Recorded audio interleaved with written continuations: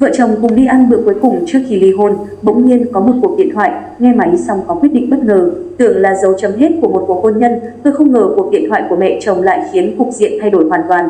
Đó là một ngày buồn khi vợ chồng tôi đang chuẩn bị ăn bữa tối cuối cùng trước khi ly hôn.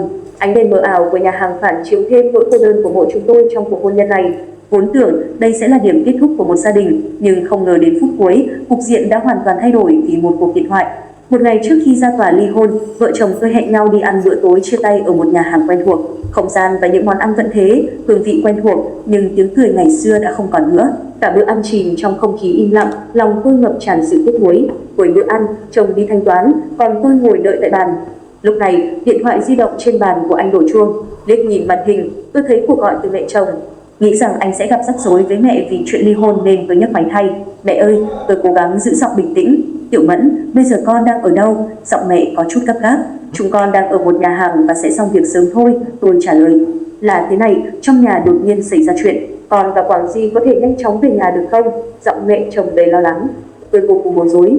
Nhà mẹ chồng cách nơi chúng tôi ở 2 tiếng lái xe, chắc hẳn trong nhà có chuyện gì thật sự. Cuối cùng tôi cũng đồng ý. Cúp điện thoại xong, tôi nhanh chóng nói với chồng. Anh lưỡng lự nhưng vẫn quyết định về nhà với tôi. Khi về đến nhà, chúng tôi thấy mẹ chồng đang ngồi trên ghế sofa trong phòng khách, sắc mặt tái nhợt và một gói đồ bên cạnh. Khi thấy chúng tôi quay lại, bà ấy nhanh chóng đứng dậy và đưa gói đồ cho chồng. Đây là cái gì? Chồng tôi nghi ngờ hỏi. Đây là chìa khóa phòng tân hôn mà mẹ đã chuẩn bị cho con khi các con chuẩn bị lấy nhau. Nhưng sau khi cưới các con liền lên thành phố ở. Từ đó tới nay cũng chưa từng ngủ lại nhà. Bao nhiêu năm qua, mẹ biết các con chạy khắp nơi kiếm sống, chưa từng ở trong đó. Mẹ mong các con một lần nữa trở lại căn phòng tân hôn ngày đó, mẹ chồng nói, trong giọng có chút cầu xin.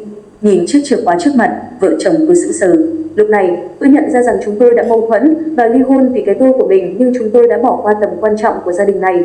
Bước vào căn phòng tân hôn ngày ấy, mọi thứ vẫn như cũ, bức ảnh cưới hạnh phúc, đồ đạc vẫn được giữ nguyên. Chúng tôi bỗng nhớ lại lý do đến với nhau, những kỷ niệm hạnh phúc từng có. Vậy tại sao mọi chuyện lại tới hồi tan vỡ thế này? Mẹ, chúng con sai rồi. Trong khoảng thời gian này mẹ đã lo lắng nhiều rồi. Tôi không khỏi bật khóc, ôm chặt mẹ chồng. Vâng mẹ, chúng con đã hiểu ra rồi. Sau này nhất định chúng con sẽ sống tốt. Chồng tôi cũng đỏ mắt, ôm cả mẹ và tôi. Sau buổi tối hôm đó, hai vợ chồng dành thời gian để trao đổi về tất cả mọi chuyện đã xảy ra. Chúng tôi thêm hiểu cho nhau và hiểu hơn về chính mối quan hệ này. Chúng tôi đã từ bỏ ý định ly hôn và cùng bắt đầu lại.